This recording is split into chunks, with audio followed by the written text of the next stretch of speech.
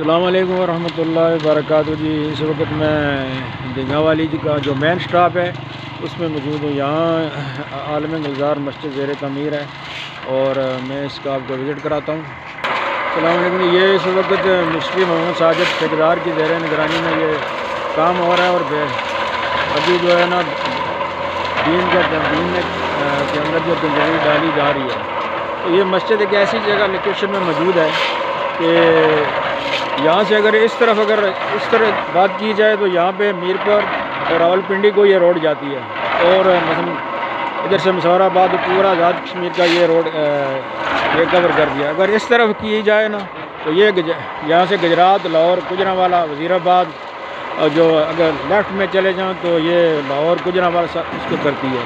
تو میں سمجھتا ہوں کہ سامنے جو ہمارا مین گاؤں ہے دنگا والی ہے، اور ادھر جو ہے اوپر بانیاں جو رائٹ میں ٹچ کرتا ہے، تو سیدھی اگر بات کی جائے تو یہ شام روڈ جاتی ہے، اور اگر سیدھا اگر آگے بات کی جائے تو یہ اخنور کو بھی یہ روڈ ٹچ کرتی ہے۔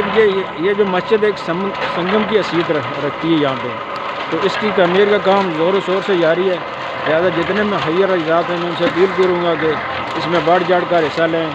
تو یہ دیکھ لیں آپ کے سامنے ماشاءاللہ کنکریٹ کا کام جاری ساری ہے، لوگ لیبر لگی ہوئی ہے، اور ٹھیکیدار ساجد مغل صاحب کی نگرانی میں یہ کام ہو رہا ہے۔ السلام علیکم۔ یہ مغل ساجد ٹھیکیدار صاحب کی زیر نگرانی میں کنکریٹ ڈالی جا رہی ہے، آپ دیکھ سکتے ہیں۔ ہاں جی ساجد صاحب، انشاءاللہ میرے خیال یہ جو کام شروع ہے یہ مکمل ہو جائے گا۔